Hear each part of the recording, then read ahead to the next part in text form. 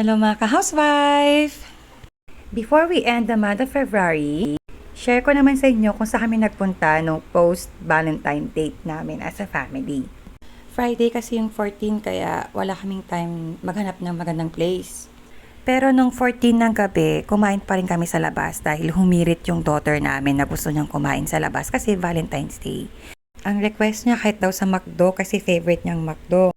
Pero ending namin, napunta kami sa Burger King kasi sobrang dami sa McDo. 3 McDo pinuntahan namin, as in punong-puno talaga. Kasi sabi ko sa husband ko, ayoko na ng flowers and cakes. Kain na lang kami ng dinner sa labas para hindi na ako magluto. Alam niyo naman, favorite ng mga housewife, kumain sa labas. Tapos this time, kasama namin yung bayaw ko at yung wife niya kasi hindi rin sila nakapag-celebrate ng Valentine's Day kasi nga work day. Gusto namin i-try itong malapit sa amin, yung nagtitrending na Cafe 1023. Along dito lang sa may Imus. This time, nagalit sa akin yung husband ko kasi hindi ko nakuhaan or nakunan yung pagpasok namin. So, yung pagpasok dito sa cafe na ito, nag-U-turn ulit yung husband ko that time. Tapos, pag U-turn namin, hindi ko na naman napindot yung record button.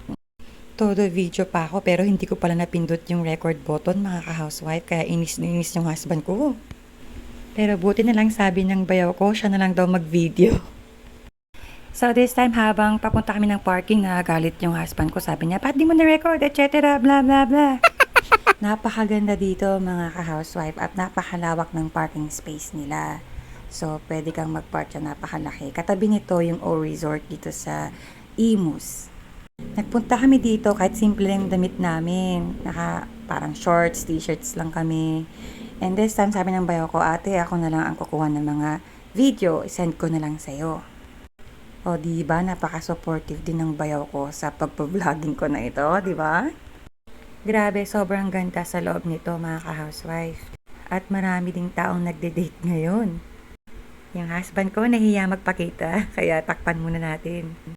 Medyo nahiya pa kami pumasok sa loob kasi napakasimple ng damit namin. Napaka-social kasi ng mga ibang tao na nasa loob kaya nakakahiyang pumasok. Ito na yung clip na galing sa bayaw ko at kinuhaan niya yung front ng 1023 Cafe.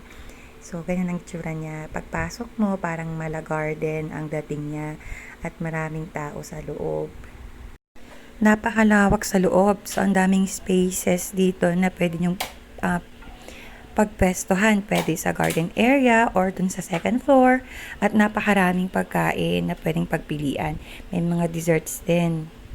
Kung malapit lang kayo sa area na to, dito sa Imus, try nyong puntahan. Napakaganda at napaka-social ng feeling dito. Hindi na ako nakakuha ng video after nito. So, I hope you enjoy your Valentine's Day. And thank you for watching. See you again next time. Thank you mga housewife. Bye!